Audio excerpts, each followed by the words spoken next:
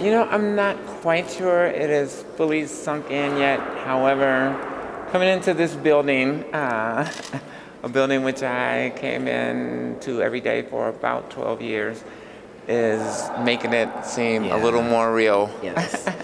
It has not quite yet set in. You know, folks have asked, do you feel the historic nature of this election? And honestly, no, because it's been one conversation at a time, and it's been super locally focused. And so I think also along the lines with Andrea, that stepping into this building, it's like, oh, right, like this really happened. Right. So. Yeah.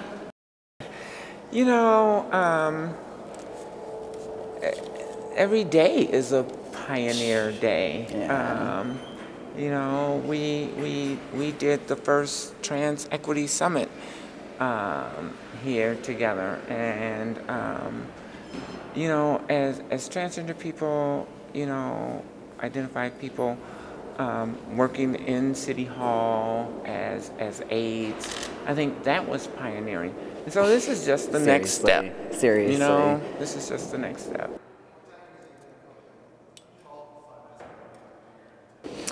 In my race, it was there. I would say that in my race overall, people were overwhelmingly supportive, and particularly around the diversity that I was bringing to the table. Very unexpected people when they found out that I was trans and I'm also black and queer. When they found that out, and then they saw my husband, who is also trans, they were like, "That's who I want to represent my neighborhood. That's who I want to be the face of my neighborhood." And so that's the kind of experiences that I've had. There's been negativity and ugliness, but the goodness has far outweighed it. So.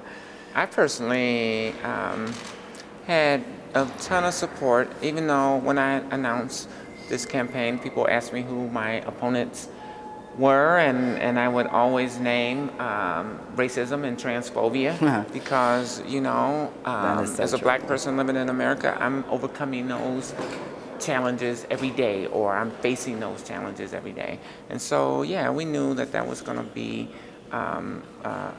part of the conversation, but fortunately it was a very, very, very small part of the conversation. Agreed. In my situation, and yeah, it's been beautiful. It's been a beautiful experience.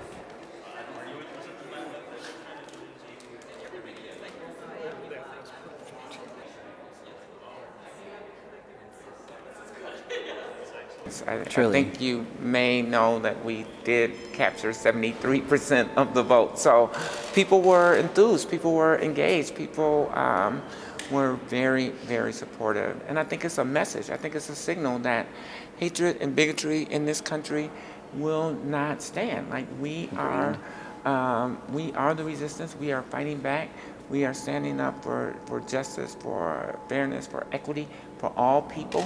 And I think that's been exhibited in the elections of myself and Phillipe, as well as Danica Roem, and all of the 4 other trans candidates that have been elected in the United States on November 7, 2017. Yes.